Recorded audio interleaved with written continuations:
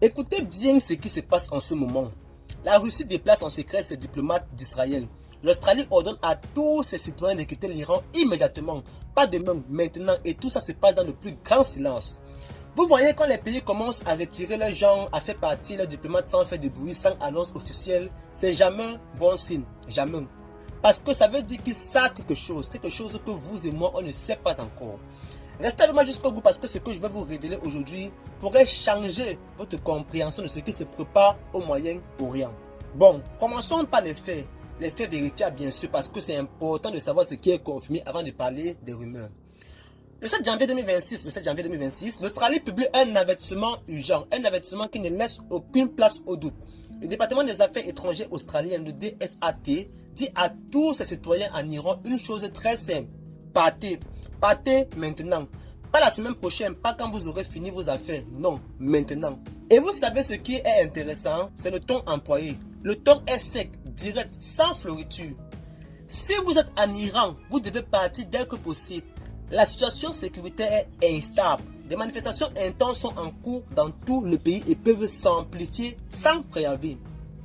Instable. Ce mot-là, il est important parce que quand un gouvernement utilise le mot instable pour décrire une situation, ça veut dire qu'ils ne savent pas ce qui va se passer dans les prochaines heures. Ça peut basculer à tout moment. Attendez, il y a plus. Qu'en est-il de l'ambassade australienne à Téhéran? Sachez qu'elle a déjà suspendu ses opérations depuis août 2025 en fait. Vous comprenez ce que ça veut dire? Ça veut dire que les Australiens qui sont encore là-bas sont complètement livrés à eux-mêmes. L'ambassade ne peut presque rien faire pour eux. Et le gouvernement australien le dit clairement. Notre capacité à fournir une assistance consulaire en Iran est extrêmement limitée. Si vous restez en Iran malgré nos conseils, vous êtes responsable de votre propre sécurité. Fin de citation. C'est brutal comme message. C'est comme si votre propre gouvernement vous disait « Désolé, mais si ça tourne mal, on ne pourra pas venir vous chercher. » Mais pourquoi? Pourquoi maintenant? La raison officielle, elle est claire. Ce sont les manifestations. Des manifestations massives qui ont commencé le 28 décembre 2025 en Téhéran. Au début, c'était les commerçants, les marchands du bazar qui ont fermé boutique pour manifester contre le coût de la vie, contre l'inflation qui a atteint 42,5% en décembre. Vous imaginez ça? 42,5% d'inflation. Et puis, ça s'est propagé dans tout le pays. 31 provinces, des dizaines de villes. Les gens sont descendus dans la rue, pas juste à Téhéran, partout. Dans l'ouest du pays où vivent les minorités kurdes et l'eau, dans le sud, dans le nord. Et la réaction des autorités, elle a été sévère. Au moins 27 personnes ont perdu la vie selon certaines sources. D'autres parlent de 38 victimes. 5 d'entre elles étaient des mineurs, des jeunes de moins de 18 ans, des pertes causées par l'intervention des forces de sécurité. Ça, c'est la réalité sur le terrain en Iran en ce moment. Écoutez bien. Est-ce que c'est vraiment juste à cause des manifestations que l'Australie demande à ces gens de partir ou est-ce qu'il y a autre chose? Parce que vous voyez, l'Australie n'est pas le seul pays à bouger en ce moment. La Russie de Poutine, elle aussi, elle bouge ses points. Et là, c'est où ça devient vraiment intéressant. Plusieurs médias rapportent que la Russie a commencé à faire partie son personnel diplomatique d'Israël. Pas toute la diaspora russe en Israël, attention. On parle d'environ 1,5 million de Russes qui vivent en Israël. Non. La Russie retire ses diplomates, les gens importants, les responsables de l'ambassade et leurs familles. Et là, tenez-vous bien. Selon plusieurs sources, la Russie aurait organisé 3 vols à moins de 24 heures. 3 vols du 6 au 7 janvier 2026. Des avions qui décollent de Tel Aviv avec du personnel diplomatique à bord, direction Moscou. 3 vols en 24 heures, c'est pas quelque chose qu'on improvise, c'est une opération planifiée. Une opération qui demande de la logistique, des autorisations, des moyens. Ça ne se fait pas sur un coup de tête. Et vous savez ce qui est fascinant? Le silence absolu du Kremlin. Aucune annonce officielle, aucune conférence de presse, aucun communiqué, rien. C'est comme si Moscou voulait agir vite, sans déclencher de panique, sans donner l'impression de fuir, mais en même temps, l'information a filtré comme toujours. Pas des médias ukrainiens comme le Kriv Post et UNN. Pas des médias du Moyen-Orient comme Dali, Iran News. Pas de publications sur Instagram. Des gens ont repéré les avions sur le site du suivi des vols. Le Flight Radar 24, le ADSB Exchange et les données sont là. Les déplacements ont bien eu lieu. Maintenant, je dois être honnête avec vous. Je dois être précis parce que c'est important de distinguer ce qui est confirmé de ce qui est rumeur. Est-ce que ces déplacements russes sont confirmés à 100%? Non. Pas officiellement. Le Kremlin n'a rien dit. L'ambassade russe en Israël non plus. Certains médias comme le Cliff Post ont même émis des doutes. Ils parlent d'erreurs possibles dans les données des transpondeurs des avions. Vous savez, ces petits appareils qui transmettent les informations de vol. Donc, les transpondeurs des avions. Il y a des cas par le passé où des pilotes ont entré le mauvais numéro d'avion. Et ça a créé de la confusion. Est-ce que c'est ce qui s'est passé ici? On ne peut pas en être sûr à 100%. Mais, et c'est un gros mais, plusieurs sources indépendantes rapportent la même chose. Des médias ukrainiens, des médias israéliens comme Channel 14, des médias du Moyen-Orient, des analystes sur les réseaux sociaux. Et surtout, il y a une cohérence dans le timing, dans les détails, dans la manière dont ça s'est déroulé. Alors oui, c'est pas confirmé officiellement, mais les signaux sont là, multiples, concordants, et ça mérite qu'on y prête attention. Vous vous demandez peut-être pourquoi la Russie ferait ça? Pourquoi faire partie des diplomates d'Israël maintenant? Eh bien, pour comprendre ça, il faut remonter un peu en arrière. Il faut comprendre ce qui s'est passé en juin 2025. Eh bien, en juin 2025, il y a eu un conflit majeur, un vrai conflit direct entre l'Iran et Israël. Pas un conflit par procuration, non, pas des opérations indirectes. Une confrontation directe pendant 12 jours. Le 13 juin 2025, Israël a mené une opération majeure contre l'Iran. Des opérations ciblées sur les installations nucléaires iraniennes, Natanz, Isfahan, Fordow, les 3 grands sites nucléaires iraniens. Israël a neutralisé plus de 40 systèmes de défense aérienne iranienne en 24 heures. Ils ont établi la supériorité aérienne au-dessus de l'ouest de l'Iran, au-dessus du Téhéran. Il y a eu des pertes, des commandants militaires, des scientifiques nucléaires, au moins 10 scientifiques nucléaires de premier plan, des leaders ou des gardiens de la révolution. Eh bien, l'Iran a répliqué avec intensité les opérations de riposte ciblant des centres de population, des installations militaires, des infrastructures civiles, un hôpital, des immeubles d'habitation. Et puis, les États-Unis sont entrés dans l'équation. Le 22 juin plus précisément, ils ont mené des opérations sur 3 sites nucléaires iraniens. L'Iran a répondu en ciblant une base américaine au Qatar. Et finalement, le 24 juin, cessez le feu. Sous pression américaine, 12 jours de confrontation entre 1060 et 1190 victimes du côté iranien selon les estimations. Des milliers de blessés, des dizaines de milliers de personnes déplacées. Mais voilà, le conflit s'est peut-être arrêté en juin, mais les tensions, elles n'ont jamais disparu. Le 5 janvier 2026, rappelons-nous, le cabinet de sécurité israélien se réunit pendant 5 heures. Et il autorise de nouvelles opérations possibles contre l'Iran. L'opération a un nom de code, Opération Iran Strike. Benjamin Netanyahu, il a rencontré Donald Trump et ils ont discuté. De quoi vous allez me demander? De la possibilité d'un deuxième round en 2026. De nouvelles opérations pour empêcher l'Iran de reconstruire son programme nucléaire et ses capacités stratégiques. Et Trump a été clair. Il a dit publiquement: si l'Iran tente de reconstituer son programme nucléaire, nous devrons intervenir à nouveau. Voilà ces mots, intervenir. Mais Trump a aussi dit qu'il préférait un accord nucléaire avec Téhéran, qu'il était ouvert à un accord, mais que si l'Iran ne coopère pas, alors l'intervention viendra. Et l'Iran, comment l'Iran a réagi à tout ça? Eh bien, le 7 janvier 2026, le même jour où l'Australie lance son avertissement urgent, le même jour où on parle du déplacement diplomatique russe d'Israël, le Conseil de défense iranien publie un communiqué. Et ce communiqué, il est sérieux. L'Iran dit qu'il ne se limitera pas à réagir après une action. Non, l'Iran dit qu'il prendra en compte les signes concrets de risque dans son équation de sécurité, qu'il peut agir de manière à anticiper une action préventive. Bien sûr, dans le cadre de la légitimité de défense, la République islamique d'Iran ne se considère pas limitée à réagir uniquement après une action et considère les signes objectifs de risque comme faisant partie de l'équation de sécurité. Vous comprenez un peu ce que ça veut dire? Ça veut dire que si l'Iran pense qu'Israël s'apprête à agir, l'Iran peut agir en premier, sans attendre. C'est un avertissement clair et direct.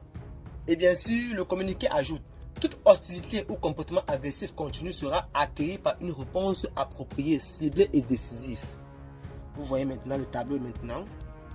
D'un côté, Israël et les États-Unis qui envisagent de nouvelles opérations possibles, Trump qui parle de préparation, Netanyahu qui autorise de nouvelles options. De l'autre côté, nous avons l'Iran bien sûr qui avertit qu'il peut agir en premier s'il voit des signes d'action imminente. Et au milieu bien sûr de tout ça, nous avons des pays qui déplacent leurs diplomates, qui disent à leurs citoyens de partir, qui suspendent leurs opérations consulaires. C'est ça qui se passe en ce moment, en même temps, en temps réel bien sûr. Maintenant, laissez-moi vous parler des théories, des spéculations qui circulent parce qu'il y en a beaucoup et certaines sont intéressantes. Une théorie populaire sur les réseaux sociaux, c'est l'idée de la distraction géopolitique. L'idée que l'Iran menace Israël de manière crédible.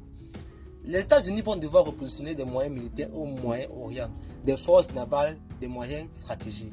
Et ça pourrait détourner l'attention américaine d'autres zones sensibles, comme bien sûr le Taïwan par exemple ou l'Ukraine. Certains analystes bien sûr pensent que ça pourrait créer une fenêtre d'opportunité pour la Chine, pour exercer une pression sur Taïwan, ou pour la Russie, histoire d'intensifier ses opérations ailleurs. C'est une théorie, je ne dis pas qu'elle est vraie, mais elle circule et elle n'est pas complètement dénuée de la logique. Une autre théorie plus directe, c'est que nous sommes à la vieille confrontation plus large, que les déplacements diplomatiques sont le signe que quelque chose de significatif est sur le point d'arriver, que les services de renseignement ont des informations sur une action imminente, Israël contre Iran ou l'Iran contre Israël. Des analyses rappellent des précédents, des fois où des pays ont retiré leurs diplomates juste avant un conflit majeur, avant certaines interventions importantes en Irak en 2023, avant certaines escalades en Syrie. Et puis il y a le camp opposé, ceux qui minimisent, qui disent que c'est juste une précaution standard, qu'il n'y a pas de preuve concrète d'une action imminente, que les pays sont simplement prudents dans un environnement instable. Alors, quelle est la vérité? Honnêtement, on ne sait pas encore bien sûr. Personne ne sait avec certitude ce qui va se passer dans les prochains jours ou les prochaines semaines. Mais écoutez bien ce que je vais vous dire. Il y a des indicateurs, des signaux, des schémas qu'on peut observer. Dans un pays, quand un pays commence à retirer ses diplomates, c'est jamais anodin. Les diplomates sont les yeux et les oreilles d'un pays à l'étranger. Leur présence est essentielle pour maintenir les canaux de communication, pour négocier et bien sûr pour observer.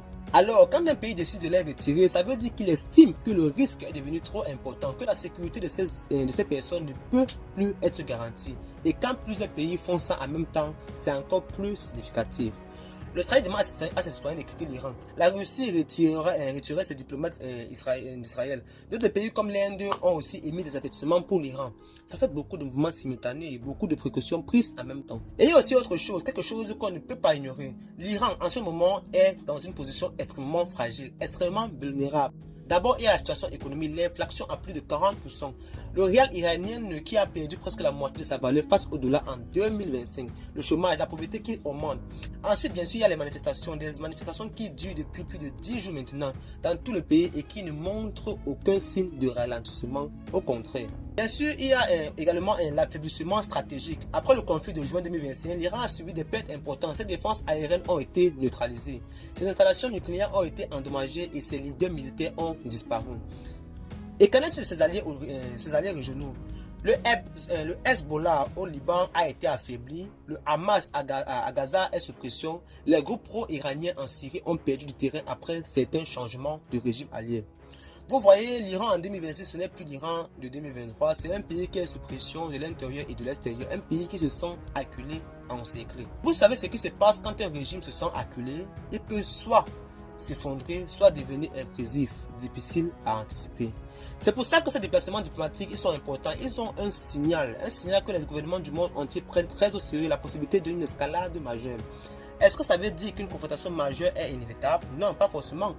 La diplomatie peut encore fonctionner, les canaux de communication peuvent encore être très utiles pour désamorcer les tensions. Mais la question est, est-ce que c'est possible? Oui, absolument possible. Et c'est pour ça que les pays préparent leurs citoyens, c'est pour ça qu'ils retirent leurs diplomates. Parce que dans ce genre de situation, mieux vaut prévenir que guérir, mieux vaut partir avant qu'il soit trop tard, plutôt que d'être pris au piège quand les aéroports ferment, quand les frontières se scellent et bien sûr quand le chaos s'installe. Vous savez, il y a quelque chose que l'histoire nous a appris encore et encore. C'est que les grandes crises, les grandes confrontations, elles sont rarement annoncées à l'avance. Elles arrivent surtout de manière soudaine, brutale. Mais il y a toujours des signaux faibles, des petits indices, des mouvements discrets qui, quand on les regarde ensemble, forment un tableau. Les déplacements diplomatiques, c'est un de ces signaux. L'émission d'avertissement urgent par plusieurs pays en même temps, c'en est un autre. Et bien sûr, les avertissements d'action préventive de la part de l'Iran, c'en est un troisième. Les réunions entre Netanyahou et Trump, c'en est un quatrième. Séparément, chacun de ces éléments peut sembler banal, mais ensemble, ils rencontrent une histoire de tension qui monte, de positions qui se dissipent et de préparatifs qui se font. Alors, qu'est-ce qu'on fait de tout ça? Qu'est-ce que vous personnellement, vous devez savoir? D'abord, restez informés, suivez l'actualité, pas juste les gros titres, mais les détails, les mouvements diplomatiques, les déclarations des gouvernements. Ensuite, comprenez ce que le Moyen-Orient en ce moment est dans un état instable, très changeant, et que les répercussions, elles ne se limitent pas au Moyen-Orient. Une crise majeure dans cette région aurait des conséquences mondiales sur l'économie, sur l'énergie, sur la sécurité internationale. Et enfin, ne paniquez pas. Mais ne soyez pas non plus complaisants. Ne pensez pas que ça n'arrivera pas ou que quelqu'un va arrêter ça. Parce que l'histoire nous montre que parfois les choses arrivent même quand on pense qu'elles ne devraient pas. Vous voyez ce qui se passe en ce moment, ce n'est pas juste une crise parmi d'autres, c'est potentiellement un point de bascule. Un moment où les choses peuvent aller dans une direction ou dans une autre. Est-ce que ça va transformer en confrontation ou est-ce que ça va se transformer en confrontation ouverte entre l'Iran et l'Israël avec les États-Unis impliqués? C'est possible. Est-ce que les tensions vont retomber après des négociations discrètes? Également possible. Est-ce que le régime iranien va s'effondrer sous la pression des manifestations et de la crise économique changeant complètement la donne régionale? Ça aussi, c'est dans le domaine du possible. On ne sait pas, personne ne sait, même les plus grands experts, même les services de renseignement les plus sophistiqués ne peuvent pas prédire avec certitude ce qui va se passer. Mais ce qu'on peut faire, c'est observer, analyser, comprendre. Et en ce moment, ce que les faits nous disent, c'est que plusieurs pays jugent la situation suffisamment sérieuse pour prendre des mesures extraordinaires, pour faire partie de leurs gens, pour lancer des avertissements urgents. Et ça devrait nous faire réfléchir, ça devrait attirer notre attention. Retenez ceci, quand les diplomates partent en silence, quand les ambassades suspendent leur opération, quand les gouvernements disent à leurs citoyens de partir maintenant, c'est jamais bon signe. C'est le signe que quelque chose se prépare, quelque chose que le gouvernement préfère anticiper plutôt que de gérer dans l'urgence. Alors oui, peut-être qu'il y a une va se passer, peut-être que dans les 2 semaines, on va regarder en arrière et se dire, finalement c'était juste de la précaution, mais peut-être aussi que ces déplacements étaient le premier signal d'une tempête qui approche, une tempête que personne ne veut voir, mais que tout le monde sent venir.